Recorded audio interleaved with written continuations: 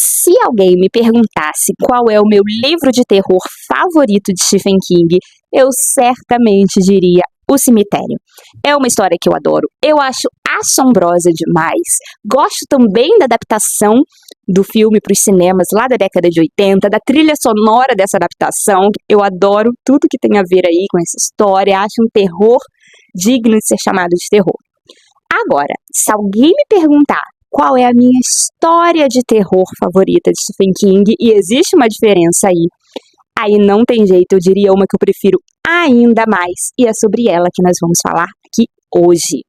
Eu não sei se todo mundo aí que gosta de Stephen King sabe, mas na década de 90, muitas histórias ali do nosso mestre do terror na literatura foram adaptadas, se tornaram minisséries para TV, lá na TV norte-americana, e conforme aí, né, todo esse sucesso, esse burburinho, surgiu também a oportunidade de Stephen King roteirizar histórias por conta própria, então já criar um roteiro diretamente para se tornar minissérie, sem passar ali pelo livro, sem precisar dessa adaptação.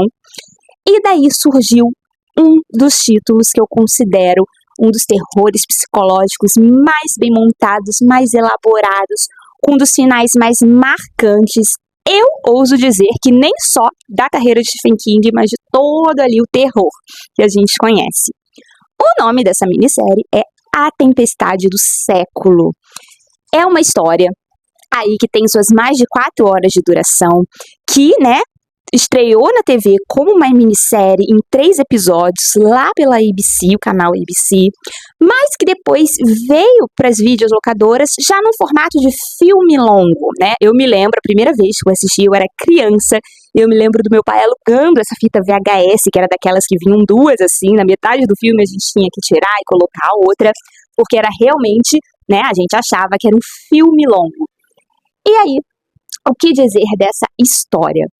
Aqui a gente acompanha uma ilha que fica ali relativamente próxima do continente, mas ao mesmo tempo um pouquinho afastada dele, que está se preparando para a chegada de uma tempestade, uma nevasca muito forte, que está sendo chamada de a tempestade do século, porque faz muitos e muitos anos que ela não chega ali na ilha com essa intensidade, com essa força. E no meio ali de todos os preparativos, né, a gente vê todo aquele iniciozinho de caos, mas ao mesmo tempo um caos organizado, das pessoas correndo para os supermercados, para se abastecerem ali, né, para ficarem depois trancados em casa até a tempestade passar. A gente vê todas as autoridades ali da cidade, né, poder policial, poder político, se organizando, tentando deixar a cidade mais calma. Ao mesmo tempo é uma ilha muito pacata, muito pequena, então todo mundo se conhece, todo mundo se ajuda, se comunica. E ao mesmo tempo em que todos esses preparativos ali para a tempestade está acontecendo, essa ilha recebe, paralelamente a tudo isso, um forasteiro, uma pessoa, um estranho que chega, o André Linoge, que vai se tornar aí o nosso grande vilão dessa história, e que baita vilão bem construído. Ele chega, ninguém sabe dizer de onde ele veio, o que ele quer, tudo que a gente sabe sobre ele de imediato é que ele tá vindo de uma maneira muito misteriosa, muito silenciosa, um tanto quanto debochada. Ele de cara, no primeiro dia na cidade, comete um assassinato. Ele assassina a sangue frio a moradora mais idosa da cidade. E aí, o caos de fato começa a se instalar e nem é por conta da tempestade.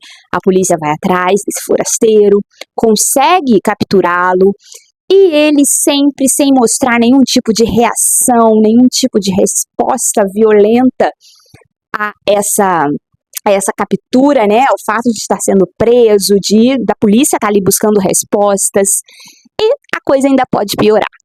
Além dessa chegada, além do crime que ele comete, além dele não demonstrar nenhum tipo de resistência à polícia, à prisão, ele começa a demonstrar também que conhece todos os segredos de todas as pessoas que vivem dentro daquela comunidade, dentro daquela ilha. O que faz com que as pessoas ali se vejam amedrontadas por ele é o fato de ele saber todos os segredos delas, todas as hipocrisias delas, aquele famoso o que você faz quando não tem ninguém olhando. Esse morador que vai para lá, sabe-se lá como, que de repente chega junto com a tempestade parece saber de tudo isso, parece ter todas essas respostas. E aí, tudo que aquela comunidade aparentemente certinha, aparentemente agradável, todo mundo se dando bem, tudo que todas aquelas pessoas fazem às escondidas começam a vir à tona, e aí uma pessoa começa a se virar contra a outra, e aí nós temos estereótipos ali muito bem definidos que começam a se colidirem entre si, e tudo isso vai tornando toda aquela comunidade ali, antes tão tranquila, num barril de pólvora prestes a explodir. E esse forasteiro, né, tá todo mundo ali querendo saber, mas qual o intuito dele com isso? O que que ele veio fazer aqui? Por que ele tá fazendo isso com a gente? Por que ele tá expondo todos os nossos podres assim aos quatro ventos? E ele só tem uma resposta para isso. Ele fala repetidamente: dê-me o que eu quero e eu vou embora. Então, a partir do momento que vocês me derem o que eu vim buscar, o que me trouxe até aqui, eu vou embora e eu deixo vocês em paz. Só que ele também não diz, de fato, né? Ele demora muito a dizer o que ele quer, o que ele tá buscando ali para aquelas pessoas, para que aquelas pessoas possam dar a ele, para que ele possa cair fora e deixá-las em paz. A gente só vai descobrir o que é isso lá no final do filme, nas horas finais desse filme, já da segunda parte, terceiro ato, e que eu diria que consegue fazer toda essa construção que foi tão bem realizada ali ter o seu grande ápice. Essa é uma história que, além dela ser bem construída, o que não é em toda a história de Stephen King que a gente vê aí uma construção que até um certo ponto vai bem, depois dá uma desandada, depois sai um pouquinho aí, né, coloca um pé no acelerador e perde a mão. Aqui não. A gente aqui vê uma história sendo construída até determinado ponto de uma maneira muito sagaz, no tempo certo, né, sabendo equilibrar ali o tempo para que a gente conheça aqueles moradores e aquele lugar, e ao mesmo tempo sem deixar nada muito enfadonho, muito cansativo, excessivamente longo, com barriga, não. Então a gente tem esse equilíbrio desse tempo aí certinho, para culminar num final, numa reta final aí, que fica gravada na nossa mente, que eu posso dizer com toda certeza aqui, que é memorável. Quando a gente descobre, eu não vou dizer aqui para quem ainda não viu, para eu não estragar a surpresa, quando a gente descobre o que esse forasteiro quer dessa cidade, a gente fica tão chocado quanto todos os moradores ali daquela ilha. E o pior ainda está por vir, porque isso que ele quer faz com que esses moradores precisem se reunir para tomar a decisão mais difícil da vida deles. Algo ali que coloca em xeque o que é moral, o que é imoral, né? Aquele conflito entre o interesse individual e o bem comum. Realmente, uma escolha de Sofia ali. Eles fazem esses moradores aí sofrerem muito. E é isso que torna essa história brilhante. Porque a gente está acostumado a ter ótimos terrores aí, com sobrenatural, com monstros. Mas aqui, parece que o André Linoge, ele é um grande vilão. Ele tem pegadas sobrenaturais. A gente vai descobrindo o que ou quem ele é ao longo do tempo. Ali pro meio do filme a gente já consegue matar essa charada e ficar com muito medo. Mas ao mesmo tempo ele não é só esse vilão monstruoso. Ele também é um vilão que consegue colocar os seres humanos ali até então normais nesse papel de vilões também.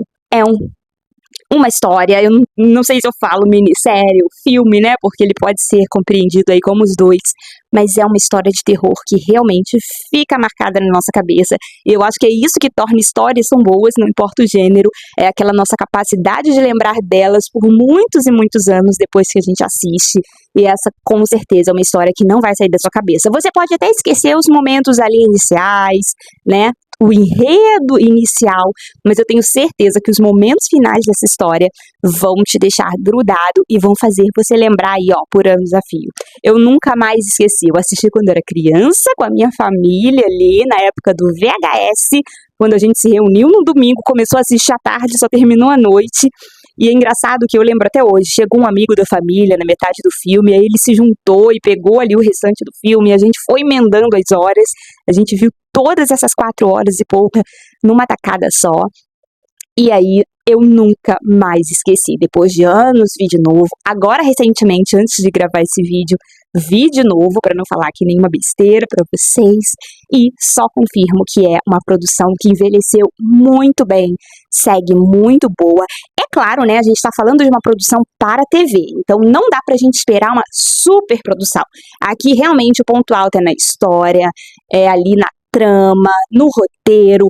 Agora, é claro que em questão de efeitos especiais, efeitos visuais, né, aquela grandiosidade, até mesmo interpretações, nós temos interpretações bacanas, dignas, mas nada que se diga, nossa, que atuação também do elenco.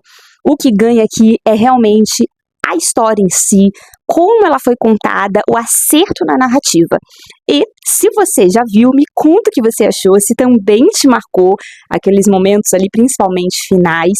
E se você nunca viu, me diga aí se ficou um pouquinho curioso e qual é a sua história favorita, como você responderia essa pergunta, qual é a sua história de terror favorita de Stephen King? Se estiver no livro, ótimo, me conta, se não estiver também, houveram outras produções aí de Stephen King para TV que, creio eu, só se tornaram livros depois, né, não como roteiro, elas vieram primeiro. E vou adorar continuar aqui nosso papo, na nossa cultura de tapete, esse espaço aqui onde a gente conversa sem roteiro, mesmo para compartilhar, né, nossos gostos sobre cinema, sobre literatura, sobre TV, sobre tudo que ronda esse mundo. Obrigada por me assistir mais esse vídeo, espero que tenham gostado e até a próxima!